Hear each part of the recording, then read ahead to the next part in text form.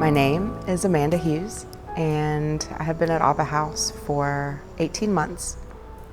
I came to Abba House because I was living in addiction for over 20 years. I had no relationship with my family. I had failed as a mother, as a daughter, as a wife, and I didn't have much hope.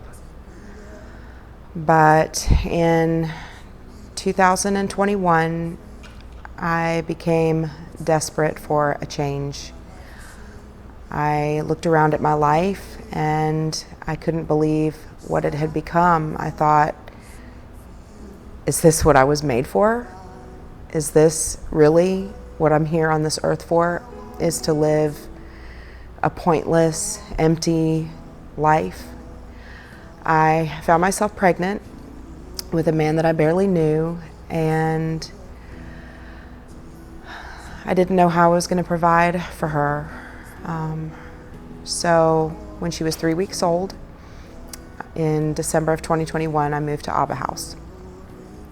I'm the oldest of 5 children, and growing up, we went to church every Sunday, and I learned who Jesus was, at least the idea of him. I knew that they told me that this guy came and he was a real person and he died for my sins.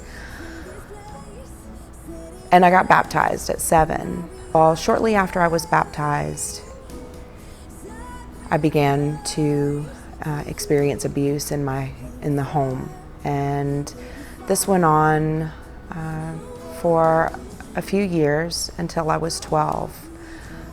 When my mom found out about the abuse, it stopped. But at that point, my perspective of men and of God and of people that are in authority changed. The way that I viewed men was that they were abusive, and I carried that into my adult life. With any relationship that I was in, I thought, well, this guy, he's abusive, and if he wasn't, it seems that the world becomes whatever we want it to be, and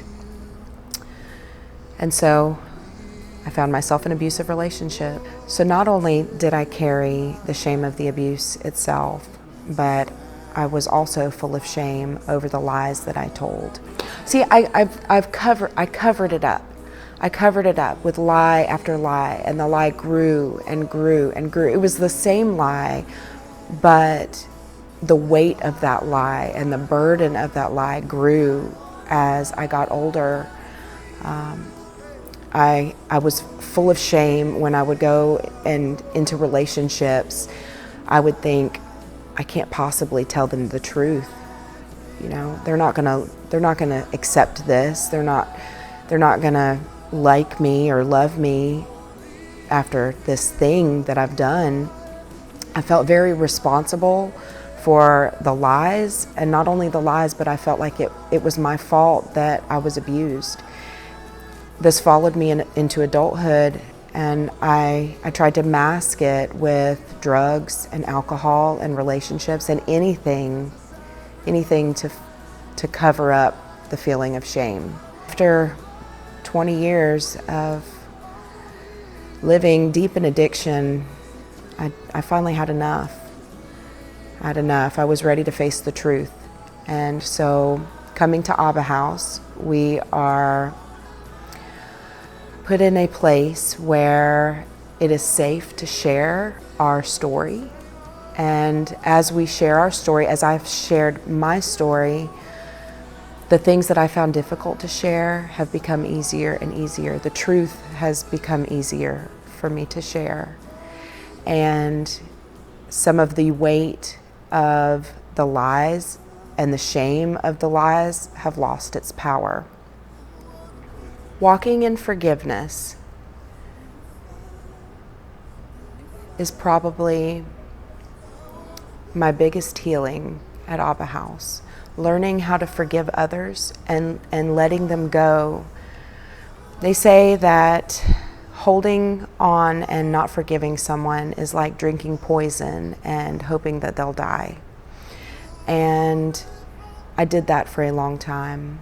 I blamed others for the way I responded. I was angry, and because something happened to me, I thought everybody needed to pay for it. My family suffered. I made them suffer. My children, especially my son, he suffered. And when I began learning who Jesus was, that he is a real man that really came down, that really died for my sins, and that I have the freedom to walk in forgiveness. I don't have to carry the shame and the guilt. He's already carried it for me. And so that's probably my biggest healing.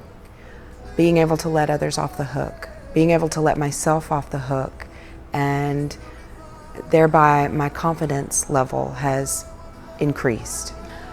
So my life used to be full of calculations. I would calculate how I was going to get my next fix, or how I was going to get the next check, or who was going to be able to take care of me. I was always looking for a savior. And then I met Jesus and realized that he's been here all along. He's been right beside me from the beginning, even through the pain and suffering that I've endured. He was there next to me, taking it with me. And there's something about knowing that you're not alone that gets you through, you know? He's been there the whole time. And I'm in love.